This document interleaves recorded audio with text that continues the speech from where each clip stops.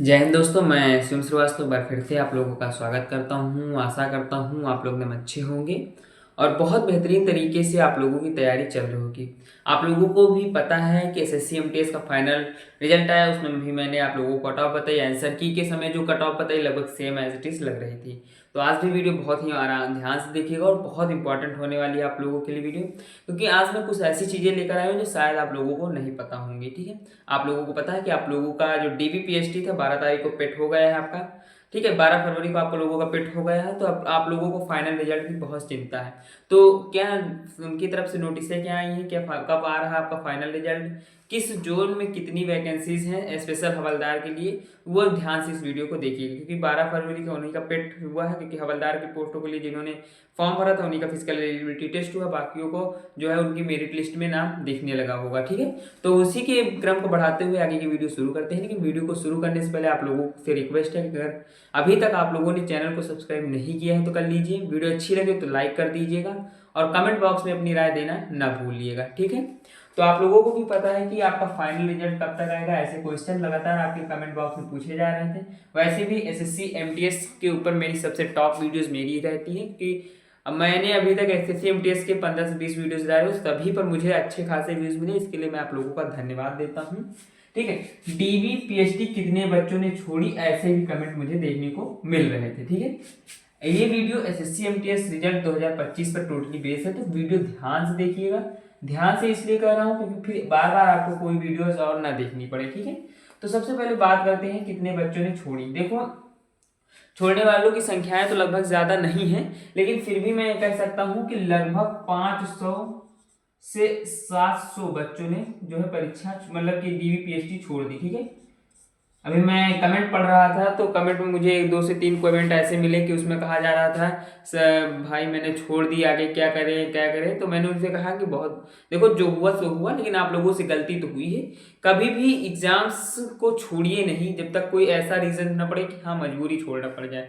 आप एग्जाम दीजिए, चाहे 0 नंबर आए, 10 नंबर आए, 20 नंबर आए, पर एग्जाम देने के बाद ये जो संतुष्टि होती है, जो आत्मविश्वास बढ़ता है, वो बहुत अच्छा होता है आपके लिए। तो 500 से 700 बच्चों ने जो है डीबीपीएचडी छोड़ी है। डाटा निकल के आया है, डाटा मैंने खुद रिसर्च किया है, लोगों के वीडियोस के कमेंट में जा जाकर मैंने देखा है, जो जो कैंडिडेट्स ने कमेंट किए हैं उनके देखा है, इस हिसाब से मैंने डाटा निकाला है। मेरे हिसाब से लगभग 500 से 700 बच्चों ने डीबीपीएचडी छोड़ी है। ठीक है, तो अब एक चीज यहाँ पे बताता हूँ। देखो, आप लोगों को पता है कि आप लोगों के पद कितने थे, 6144 और 3439, 2 तरह के पद थे। ये पद आपके हवलदार के थे। ठीक है, और ये पद किसके थे, आपके एमटीएस के थे। ठीक है, एसएससी एमटीएस जब भी एग्जाम कराती है एमटीएस का तो 2 तरह के पदों को उसमें रखती है। ये चीजें बेसिक है, आप लोगों को पता होनी चाहिए।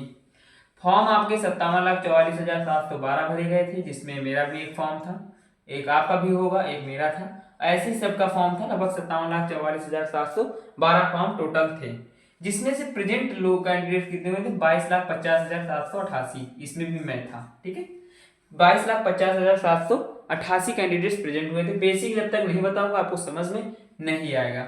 डीबीपीएचडी की खत्म हो चुकी है 12 फरवरी, मतलब कि 5 फरवरी से 12 फरवरी तक इनका टेस्ट था। ठीक है, 5 फरवरी से 12 फरवरी तक तो वो सारी डेटें निकल चुकी हैं। आप लोगों को जानना वो चीजें बता दो। लेकिन हाँ, ये फिजिकल एलिजिबिलिटी टेस्ट के लिए 27,011 कैंडिडेट तो सिलेक्ट हुए थे। ठीक है, इसलिए ये डाटा आप लोगों को बड़ा लगना चाहिए। जब 27,000 से 700 मान लो कैंडिडेट्स निकल गए, लगभग एक हिस्सा निकल गया, मतलब 1% कैंडिडेट्स तो ऐसे भी निकल गए। ठीक है, 27,011 कैंडिडेट्स का चयन हुआ था फिजिकल एलिजिबिलिटी टेस्ट के लिए। किसके कितने पदों के लिए, मात्र 3,439 पदों के लिए। मतलब अगर मैं कहूँ तो यहाँ पे 3 सते 21, 3 सते 3, हाँ, लगभग 7 से 8 गुना कैंडिडेट्स को सिलेक्शन दिया गया था पीएचडी के लिए। ठीक है, फाइनल रिजल्ट के बारे में बात करूं अगर मैं, आप लोगों को फाइनल रिजल्ट की बहुत चिंता है तो मैं बता दूं आप लोगों को। एमटीएस 2022 का एग्जाम हुआ था आप लोगों का। जब फाइनल मतलब कि पीएचडी हो गई थी, ये पेट जब हो गया था आप लोगों का, मान लो पेट हो गया तो उसके 30 दिन बाद आप लोगों को फाइनल रिजल्ट देखने को मिला था। ठीक है, एमटीएस 2023 में भी मैंने रिसर्च की तो 20 दिन बाद उसके मतलब कि पेट के 20 दिन बाद फाइनल रिजल्ट देखने को मिला। अब एमटीएस 2025 की अगर मैं बात करूं आप लोगों से, तो अभी क्या है, 20 फरवरी में बेसिक डेट मान लेता हूँ, 20 फरवरी, तब भी 20 मार्च बनेगा। ठीक है, तो मैं कह सकता हूँ कि 20 मार्च से तक 20 मार्च के आसपास आपको रिजल्ट मिलेगा, ठीक है, चाहे वो 19 को मिले या 20 को मिले, लेकिन 20 मार्च से पहले मिल जाएगा। लेकिन फरवरी में नहीं आना, ये भी याद रखिएगा। 15 मार्च, 15 से 20 मार्च, एक डेट याद कर लीजिए, 15 से 20 मार्च। जो मैं कहता हूँ थोड़ी बहुत रिसर्च करके कहता हूँ, ऐसे नहीं कहता हूँ, तो ध्यान से देखिएगा। 15 से 20 मार्च के बीच आपका रिजल्ट आने वाला है। अब रिजल्ट जो आएगा वो कैसी कट ऑफ होगी, फाइनल कट ऑफ क्या होगी, स्पेशली हवलदार के लिए, ठीक है, क्योंकि ये वीडियो हवलदार के लिए है और मैंने एमटीएस की ऑलरेडी वीडियोस बना रखी हैं। आप लोगों का प्यार बहुत मिलता है, इसलिए मैं आप लोगों को फिर से धन्यवाद कहता हूँ। अब देखो यहाँ पे मैंने राज्य लिखे हैं, ठीक है, मतलब राज्य कह सकते हैं या फिर आप जोन कह सकते हैं, आप जोन ही कहिए, ठीक है। यहाँ पे मैंने पद लिखे हैं, वो मतलब कि इन पदों में से कितने, 3439 पदों में से, ठीक है। उसके बाद आपका इंक्रीज, मतलब कि इंक्रीज जो होगा, मतलब स्कोर जो आपका इंक्रीज स्कोर जो होगा उसके ऊपर बात करेंगे, ठीक है। जैसे आपका 20 होगा तो कितना बढ़ेगा, 25 होगा कितना बढ़ेगा, 40 होगा कितना बढ़ेगा, वो इंक्रीज में आता है, ठीक है। ये चीजें ध्यान से देखिएगा। अगर मैं यहाँ पे बात करूँ आपका औरंगाबाद जोन की, तो औरंगाबाद जोन में जो हवलदार के लिए 6 पद हैं, केवल 6 पद हैं, ठीक है। तो आपका जो स्कोर होगा उसमें से आपका जो फाइनल कट ऑफ होगा उसमें से 5 से 6 नंबर स्कोर बढ़ेगा, ठीक है। ये समझ में आया, मतलब कि कट ऑफ में 5 से 6 नंबर का स्कोर आपको इंक्रीज दिखेगा जब आपका फाइनल रिजल्ट इसमें आएगा हवलदार का। तो अब बात करते हैं दिल्ली का। दिल्ली में हवलदार के 10 पद हैं। अब दिल्ली में जब हवलदार के 10 पद हैं तो फाइनल कट ऑफ में 7 से 8 नंबर की बढ़ोतरी देखने को मिलेगी। पूना की बात करूं तो पूना में हवलदार के लिए 9 पद हैं। जब पूना में 9 पद हैं तो इंक्रीज लगभग 5 से 6 नंबर का यहाँ पर भी इंक्रीज देखने को मिलेगा।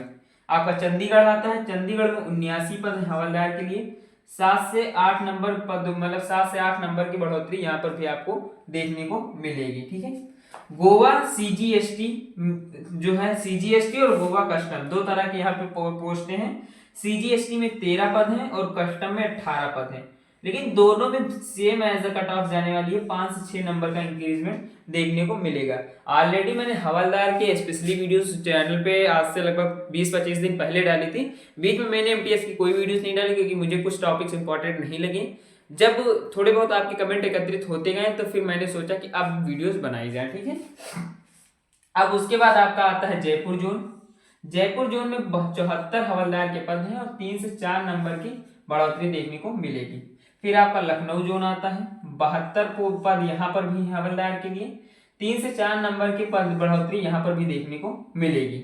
मुंबई की बात करूं तो मुंबई में 23 पद हैं, ठीक है, 23 पद हैं, तो हवलदार में ये कह सकता हूं कि 3 से 4 नंबर तक की बढ़ोतरी यहाँ पर भी देखने को मिलेगी। इन तीनों पदों में एक चीज मुझे कॉमन लगी कि इन तीनों में मुझे सेम कट ऑफ देखने को मिल रहा था, तो इसलिए मैंने सेम रखा। और मैंने हर वीडियोज में एमटीएस में, चाहे वो आपका इसका मल्टीटास्किंग हो, मैंने इन 3 जोनों की कट ऑफ लगभग सेम ही रखी है और सेम ही आई थी, ठीक है। अब उसके बाद आपका आता है मुंबई। मुंबई बता दिया, तिरुवनंतपुरम, ठीक है। तिरुवनंतपुरम की बात करूं तो तिरुवनंतपुरम में क्या है कि 75 पद हैं हवलदार के। हवलदार के 75 पद हैं। अब हवलदार के अगर 75 पद हैं तो मैं कह सकता हूं कि यहाँ पर 1 से 2 नंबर का इंक्रीजमेंट देखने को मिलेगा, ठीक है। उसके बाद आपका आता है विशाखापट्टनम। विशाखापट्टनम की बात करूं तो विशाखापट्टनम में हवलदार के 17 पद हैं और 1 से 2 नंबर का इंक्रीजमेंट देखने को मिलेगा आपका फाइनल मेरिट लिस्ट में। विशाखापट्टनम होगा। आपको वडोदरा की बात करूं तो वडोदरा में 550 पद हैं हवलदार के और 3 से 4 नंबर की बढ़ोतरी देखने को मिलेगी। 3 से 4 नंबर तक की बढ़ोतरी आपको देखने को मिल सकती है। लास्ट में आपका आता है चेन्नई कस्टम।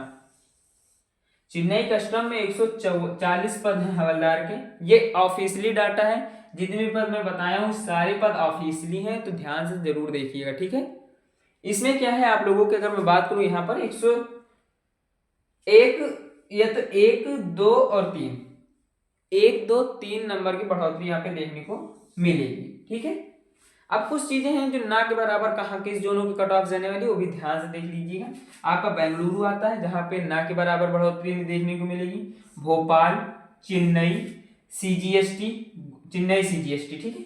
और उसके बाद आपका गुवाहाटी, कोलकाता, मुंबई, इन जोनों में लगभग ना के बराबर बढ़ोतरी देखने को मिलेगी।